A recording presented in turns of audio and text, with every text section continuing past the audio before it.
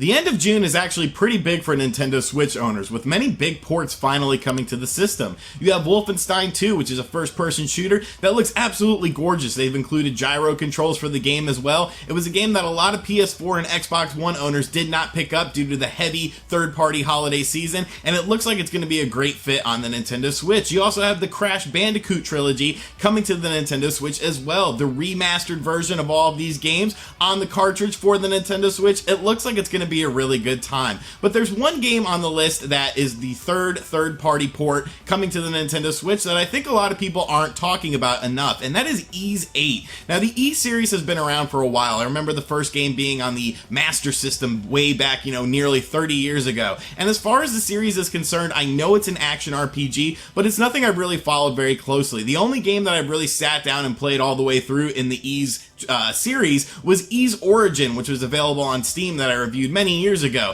So really, Ys was a bit of an unfamiliar series to me, but it was something I kind of wanted to get into. I also had the Ys collection on the DS, but like I said, I never really invested too much time in them. Well, now Ys 8 will be available on the Nintendo Switch, and I know a lot of people are looking forward to this game because it really looks sort of like Xenoblade 2, and that sort of interests me in the game from what we saw in the gameplay trailers. Well, I've been playing the game thanks to Nis America, who sent over a review copy of the game, and today we're going to talk about Ys 8. We're going to see what it does on the Nintendo Switch, how it looks, how it plays, and if it is worth it. So sit back, relax, make sure you subscribe to the channel, and let's talk about Ys 8. Hey, RGT 85. Hey, Sean. Oh my God, it's Stevie Richards!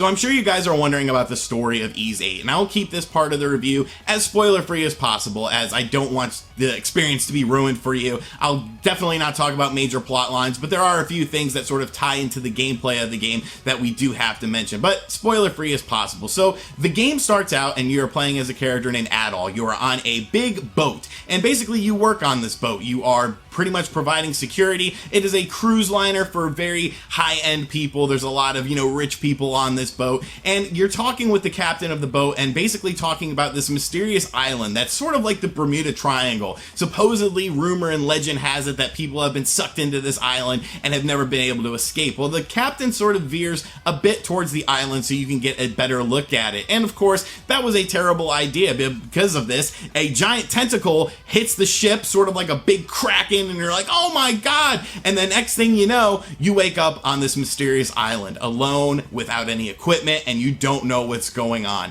And the island is the huge part of the game. The island is really the main part of the game because of how it works and what happens. So within just a few minutes on the island, you come across another person that was on that boat, and you quickly start to realize there are a lot of people on this island, including some of those people that were on the same boat as you, and some people that have been there for quite a while. And that sort of becomes a part of the gameplay, is finding these different people on this massive island. So basically what happens is you meet up with a couple people and you end up building a base because you feel that that is the best way to go about this, to have a home base where you can sort of, have different shops and have different people who have different abilities, craft different things, and that becomes a main part of the game. You're constantly upgrading the base by adding in different people and finding different survivors on the island. You end up being put in charge of that task force of finding more survivors on the island because you quickly realize that there are tons of different survivors on this island. And as you find more people come into the base and more things open up to you. And it really makes the gameplay fun because it's constantly evolving. You're getting someone like a tailor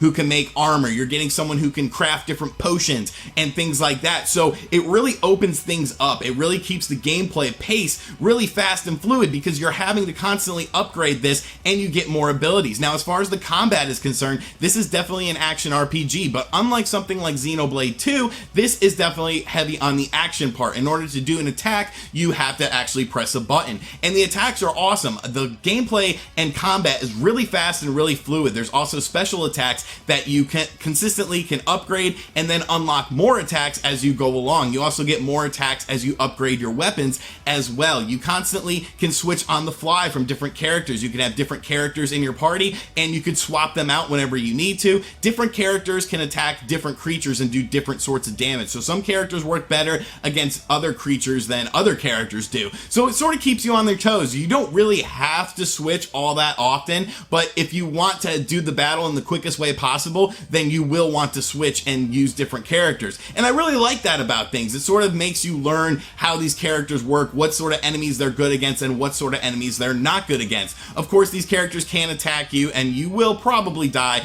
a little bit, but there's a lot of HP potions around. There's a lot of revive things that you actually find on the island, and then you could eventually craft as well. There's also little checkpoints throughout the island, because the island is absolutely massive, and you will spend so much time on this island looking at different things and, you know, trying to find different survivors and going into different areas. Some areas you shouldn't go in because you'll get one hit killed by these crazy creatures. And one thing I really like about the game is the creatures aspect of it. There's so many different types of creatures and boss battles. There's even like a whole sort of Jurassic Park like segment of the game because there's some dinosaur influenced creatures. I love the creature design. It was really fun for me. Aside from main things like the combat and of course doing your main quests, there's also side quests. There's a bulletin board that is posted in your camp, and you can take on side quests. That way you can also get more side quests by talking to characters consistently. So there's a lot to do and a lot to see. There's also little deviations like fishing, where you can fish and capture different fish that which you then cook for HP. You can then blend them together, or you can just find treasure chests by fishing as well. There's also a whole nother segment of the game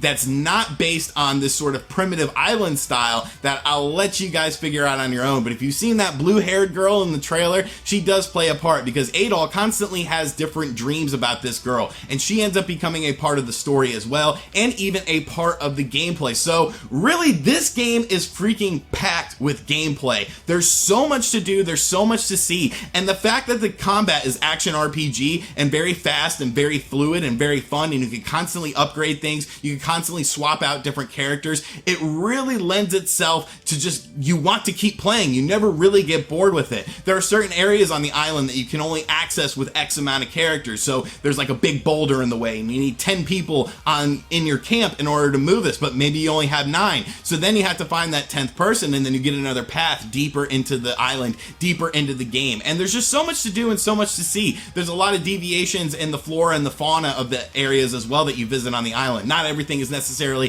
very tropical. So really cool in that aspect. I really loved the gameplay, and it was just very fresh and fluid and fast. Nothing really too crazy, nothing really too different, but it's definitely the standout for me in the game. Now, as far as the presentation is concerned, the graphics, a bit of a mixed bag. I think the character models look really good, and the game runs pretty smooth for the most part. There's a little slowdown here and there. Some of the environments, though, they're kind of jaggy. You can sort of see these textures popping out. You can see some shadows that don't look all that great, and some of the textures look a bit low res, especially when you're playing on the TV. It's definitely all blown up and sort of noticeable, but I wouldn't say the game looks bad. It just doesn't look as good as other Nintendo Switch games. I don't think it looks quite as good as something like Xenoblade, but I think the characters and the character and the enemies are probably a little bit more interesting than Xenoblade in my personal opinion. But definitely not the greatest looking game, but it gets the job done. It's very serviceable. The music in the game, though, is absolutely fantastic. This is some of the best action RPG music that I've heard in a long time.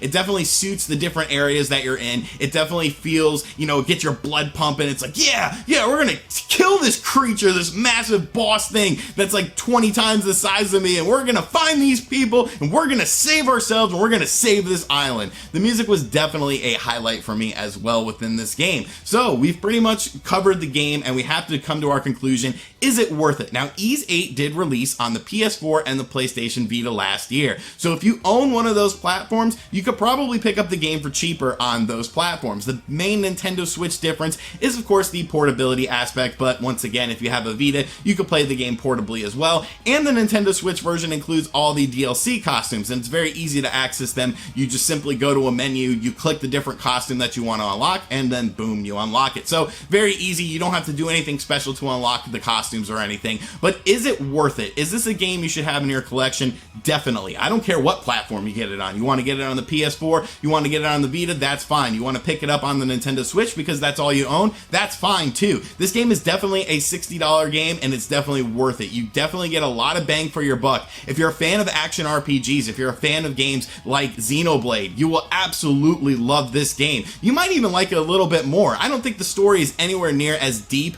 or as interesting as Xenoblade 2, but for me, I love the combat in this game because there's no waiting around. You don't have to wait, to press a button and it's not all automatically done. It's all done on your accord. So I technically like the gameplay a little bit more than Xenoblade 2. Like I said, the story isn't nearly as deep. It's definitely sort of paper thin, but I sort of like that. It's easier to follow. It's easier to understand everything. There's no real mystery in this story. It's pretty much laid out to you. It definitely feels a bit of a throwback to old school RPGs, but that's not a bad thing in my opinion. If you're a fan of Xenoblade and you're done with Xenoblade 2 and you're waiting for that new DLC, pick this game up. It is absolutely fantastic. I had an absolute blast with it, and it's definitely highly recommended, and I think it's a game that should sell very well on the Nintendo Switch. Action RPG fans, you will be in heaven with this game. Give it a little time. It starts out a little bit slow, like most RPGs do. You probably know that already, but it's definitely a game worth checking out. So let me know in the comments section down below if you've played Ys 8 on other platforms like the PS4 or the Vita, or if you've been waiting for the Nintendo Switch version,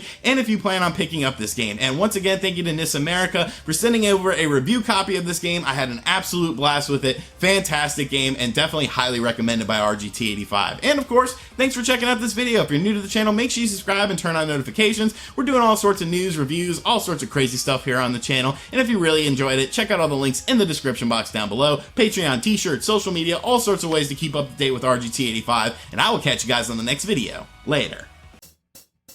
RGT 85. RGT 85.